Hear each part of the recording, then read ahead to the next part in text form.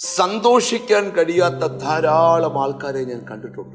അവരുടെ മനസ്സ് തകർക്കപ്പെട്ടിട്ട് നീ എന്തിനാണ് ജീവിക്കുന്നതെന്ന് ചോദ്യചിഹ്നമായി ജീവിക്കുന്ന ധാരാളം പേരുണ്ട്. അങ്ങനെയുള്ളവരോടുള്ളൊരു സന്ദേശമാണ് ഇന്ന് പറയാൻ പോകുന്നത്. 147 സങ്കീർത്തനം 3 വാക്യം. മനം തകർന്നവരെ അവൻ സൗഖ്യമാക്കുകയും അവരുടെ മുറിവുകളെ കെട്ടുകയും ചെയ്യും.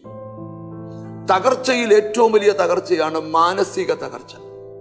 സാമ്പത്തിക തകർച്ചയെക്കാളും ശാരീരിക തകർച്ചയെക്കാട്ടിലും കുടുംബങ്ങളുടെ തകർച്ചയെക്കാട്ടിലും ഏറ്റവും വലിയൊരു തകർച്ചയാണ് ഒരു മനുഷ്യന്റെ മാനസികമായി ഉണ്ടാകുന്ന തകർച്ച.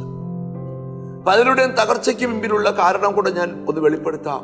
ജീവിതത്തിൽ ഒരു ഇടിവ് വരുമ്പോൾ, ഒരു പരാജയം വരുമ്പോൾ വല്ലാത്ത ചിന്തകൾ കാർമേഘം കൊണ്ട് ആകാശത്തെ മൂടുന്നത് പോലെ അവരുടെ മനസ്സിനെ മൂടാൻ തുടങ്ങും. ഒരു വ്യക്തിക്ക് കടമുണ്ട്. ആ കടം അവന്റെ മനസ്സിനെ കയറി ബാധിക്കാൻ പാടില്ല. ഒരു വ്യക്തിക്ക് രോഗമുണ്ട്. പക്ഷെ രോഗം അവന്റെ ശരീരത്തിൽ ഉണ്ടായാൽ കുഴപ്പമില്ല. പക്ഷെ ആ രോഗം അവന്റെ മനസ്സിനെ ബാധിച്ചാൽ രോഗം കഠിനപ്പെടും. ഒരു പ്രതിസന്ധി നിനക്കുണ്ടായി. ഏത് പ്രതിസന്ധിക്ക് നടുവിലൂടെ നമുക്ക് യാത്ര ചെയ്യാം. പക്ഷെ ആ പ്രതിസന്ധി നമ്മുടെ മനസ്സിനെ ബാധിക്കരുത്. ഒരു തോൽവി ഉണ്ടായി. ജീവിതത്തിൽ എത്ര തോറ്റയാളും ജയിക്കും. പക്ഷേ മനസ്സിൽ നീ തോറ്റെന്ന് ഉറപ്പിച്ചാൽ പിന്നെ നിനക്ക് ജയിക്കാൻ പറ്റത്തില്ല. ഇവിടെ നമ്മൾ പഠിക്കേണ്ട ഒരു കാര്യം, ലൈഫിൽ എന്തെല്ലാം പരാജയം വന്നാലും മനസ്സ് തകരാൻ അനുവദിക്കരുത്. ഞാനൊരു മനുഷ്യനെ കണ്ടു. അദ്ദേഹത്തിന് കോടിക്കണക്കിന് രൂപ കടമുണ്ട്. അദ്ദേഹം എന്നോട് പറഞ്ഞ വലിയ വലിയ ബിസിനസ്സുകാർക്കെല്ലാം കടമുണ്ട്. എന്റെ കടമൊക്കെ ഉടനെ വീടും. കണ്ടോ ആ ധൈര്യം. ആ കടം പുള്ളിയുടെ മനസ്സിനെ ബാധിച്ചിട്ടില്ല. ചില പ്രശ്നങ്ങൾ, ചിലർ ആത്മഹത്യയിലേക്ക് പോകുന്നത് എന്താ?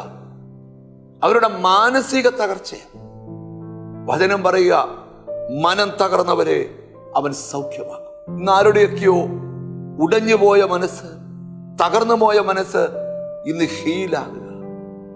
നിനക്കൊരു ഇന്നർ ഹീലിംഗ്, ഒരു ആന്തരിക സൗഖ്യം. ഇനിയും നീ തകർന്നവനായി ജീവിക്കേണ്ടവനല്ല. ഹല്ലേലൂയ. നിന്റെ തകർച്ചകളെ ദൈവം പണിയട്ടെ. അവനുടെ മുറിവുകളെ എല്ലാം കിട്ടും.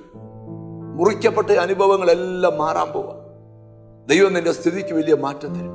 നമുക്കൊന്നിച്ച് പ്രാർത്ഥിക്കാം. കർത്താവേ, എന്റെ തകർന്ന മനസ്സിനെ ദൈവം ഒന്ന് പുതുക്കി പണിയണേ. ഒന്നിച്ച് പ്രാർത്ഥിക്കാം. പരിശുദ്ധനായ ദൈവമേ, സ്വർഗ്ഗസ്ഥ പിതാവേ, എന്നോട് ചേർന്ന് പ്രാർത്ഥിക്കുന്ന മക്കൾക്ക് വേണ്ടി പ്രാർത്ഥിക്കുന്നു. സാഹചര്യങ്ങളും പ്രതികൂല സാഹചര്യങ്ങളും അവരുടെ മാനസിക തലത്തെ തകർത്തെങ്കിൽ ആ തകർന്ന മനസ്സിനെ സൗഖ്യമാക്കാൻ കഴിയുന്ന യേശുവേ, അവിടുത്തെ കരമൊന്ന് നീട്ടി തുടരണം.